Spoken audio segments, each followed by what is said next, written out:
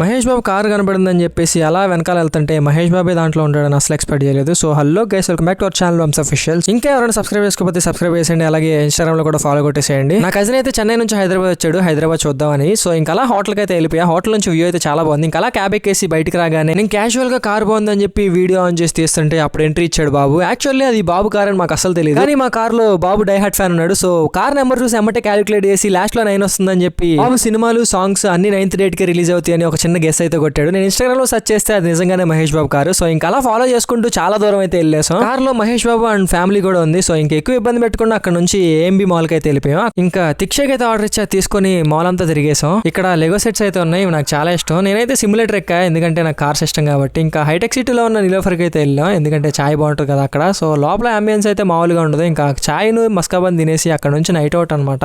చాలా బాగుంది ప్లేస్ అయితే. ఇంకా అలా హోటల్కి అయితే వెళ్ళిపోయాం అనమాట నైట్ వచ్చేసి. Bye guys.